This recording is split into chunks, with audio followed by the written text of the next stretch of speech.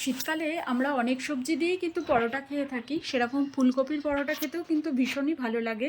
তাই এখানে একটা ফুলকপিকে ছোট ছোট করে কেটে নিয়েছি, আর ফুলকপিগুলোকে আগে ভালো করে ধুয়েও নিয়েছি। এইবার একটা গ্রেটার নিয়ে তার মধ্যে ফুলকপির ফুলগুলোকে গ্রেট করে নেবো, ডালগুলো কিন্তু ফেলে দেবো। তো সমস্ত ফুলকপিটাকে এইভাবে গ্রেট করে নিলাম।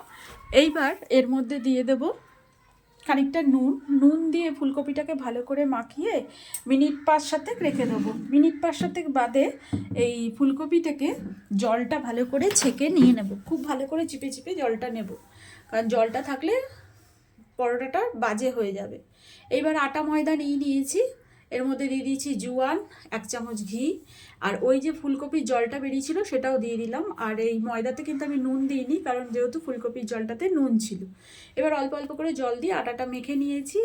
এবার কড়াইতে দিয়ে দিয়েছি সাদা তেল, তাতে দিয়ে দিলাম গোটা জিরে আর কুচনো কাঁচা লঙ্কা, আদা, সমস্ত কিছু ভালো করে ভাজা হয়ে গেলে এবার এর মধ্যে দিয়ে দেবো জল ঝরানো ফুলকপিটা, দিয়ে ভালো করে ভেজে নেবো। ফুলকপিটা ভালো করে ভাজা হয়ে গেলে এর মধ্যে দিয়ে দেবো ধনের গুঁড়ো, জিরের গুঁড়ো, হলুদ, নুন, আর দিয়ে দেবো ধনে পাতা। সব কিছু দিয়ে একটু ভালো করে নাড়িয়ে নিলাম। এইবার দিয়ে দেবো একটু লেবুর রস, তারপর দিয়ে দেবো গরম মশলা। এবার পুরটাকে আমি ঠান্ডা করে নেব। আর এদিকে লেচিটাও একটু বড় বড় করে কেটে নিয়েছি। এবার বাটির মতন করে এর মধ্যে পুরটাকে ভালো করে দিয়ে দেবো, দিয়ে মুখটাকে ভালো করে সিল করে দেবো, যাতে বেলার সময় বেরিয়ে না আসে। তো সেই জন্য মুখটাকে কিন্তু খুব ভালো করে সিল করা প্রয়োজন। আর আটাটাও একটু নরম করে মাখতে হবে, নইলে কিন্তু শক্ত হলে কিন্তু ফেটে বেরিয়ে যাওয়ার সম্ভাবনা থাকে।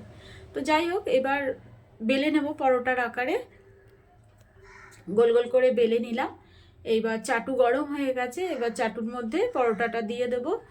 মিডিয়াম ফ্লেমে প্রথমে ভালো করে এপিট ওপিট করে পরোটাটা সেঁকে নেব। এবার যখন ভালো করে দুপিট সেঁকা হয়ে যাবে তখন গ্যাসের ফ্লেমটাকে হাই করে দেব। দিয়ে আমি এখানে তেল দিয়ে ভাজছি, ঘি দিয়ে ভাজলেও কিন্তু এর দারুণ স্বাদ হয়। তো যাই হোক, তেল দিয়েই আমি ভেজে নিলাম, তাতেও খারাপ লাগবে না খেতে। তো দেখতেই পাওয়া যাচ্ছে কত সুন্দর পরোটাটা ফুলেছে। এইভাবে একদম বেশ লালচে লালচে করে পরোটাগুলোকে ভেজে নেব। এইবার পরোটা তো ভাজা হয়ে গেছে, এটাকে দই, টমেটো সস অথবা আচারের সঙ্গে পরিবেশন করুন।